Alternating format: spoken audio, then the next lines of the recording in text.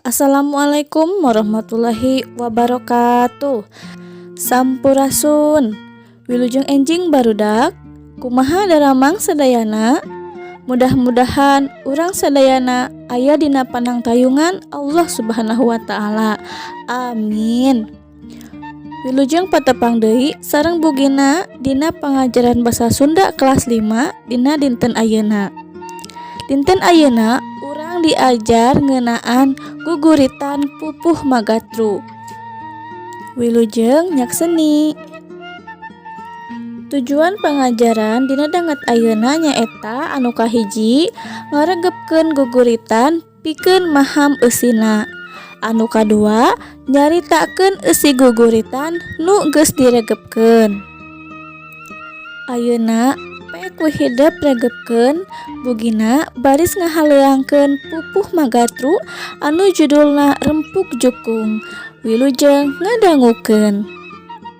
He barudak kudu hirup rempuk jukung jeung babaturan ngahiji samiuk jeung dulur-dulur teu binarung goreng pikir komo bari olo-olo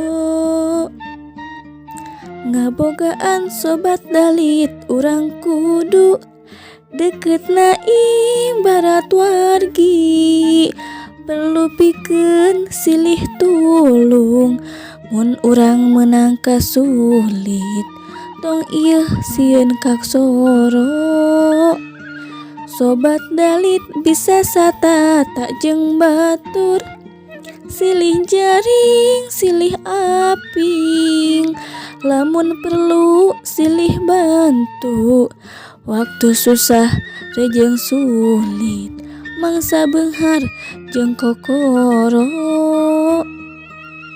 lamun urang akur kadulur jeung batur ati jadi tiis ting trim hirup henteu matak paur moal aya nu iri dengki komo bari ngojok-ngojok hayu urang babarengan dulur-dulur sangkan urang tiis ati jeung batur teh kudu akur hirup teh kudu ngahiji diri ibarat ramo-ramo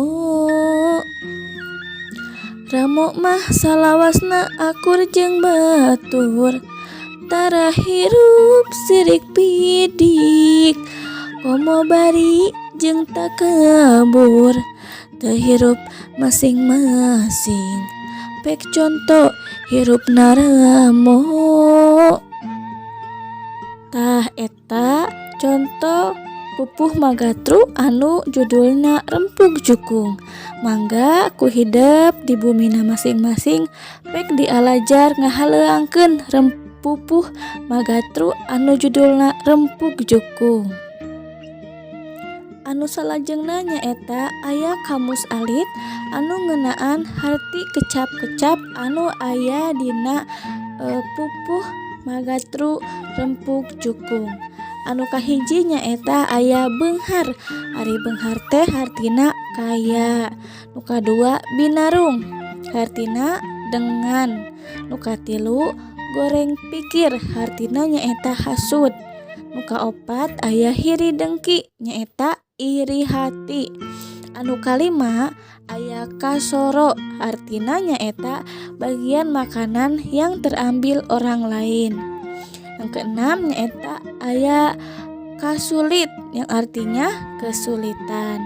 Nu katujuh nyaeta aya kokoro anu hartina nyaeta melarat. Sedangkan anu kadalapan nyaeta aya kecap ngojok-ngojok anu hartina nyaeta mengajak pada keburukan. Anu salajengna nyaeta aya kecap olo-olo anu artina nyaeta harus dibujuk-bujuk. Salajengna nyaeta aya kecap paur anu hartina teh ngeri atau khawatir. Nu salajengna aya kecap rempuk jukung artina teh gotong royong. Salajengna aya kecap samiuk. Samiuk teh artina nyaeta ikut-ikutan pada hal yang jelek. Anu ka salajengna nyaeta aya satata. Ari satata mah artina teh nyaeta setahap. Nu salajengna aya sobat dalit, anu hartina teh sahabat kental. Jeung nu terakhir nyaeta aya tingtrim. Ari tingtrim mah hartina teh aman tentram. Tah eta ngeunaan pupuh magatru anu judulna Rempuk Jukung. Anu salajengna nyaeta aya pancen hidep. Nah, sangkan hidep leuwih paham kana eusi gugurita nu tadi tos dijelaskeun. Ayeuna pek jawab pananya ieu dihandap. Atanapi buka buku basa Sunda kelas 5 na halaman 28 anu ngeunaan eusi guguritan. Pananya nu kahiji nyaeta naon hartina rempuk jukung.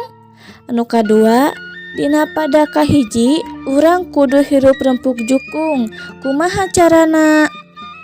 Nu katilu naha urang bete meunang goreng pikir ka batur. Nu kaopat dina pada kadua naha urang bet kudu boga sobat dalit. Nu kalima kudu kumaha urang ka sobat dalit. Nu kagenep dina pada katilu kumaha ari gambaran sobat dalit teh. Nu katujuh dina pada kaopat kumaha cenah gambaran lamun urang akur jeung dulur. Anu kadalapan lamun urang hirup ngahiji ibarat naon cenah. Nu kasalapan kumaha balukarna upama urang hirup teu ngahiji. Jeung anu kasapuluh nyaeta naha urang bet kudu nyonto kahirupan ramo. Pek ku hidep jawab pananya ngeunaan eusi guguritan dumastar kana pupuh magatru anu judulna Rempuk Jukung. Alhamdulillah pengajaran bahasa Sunda dina dinten ayeuna parantos rengse. Hatur nuhun. Wassalamualaikum warahmatullahi wabarakatuh.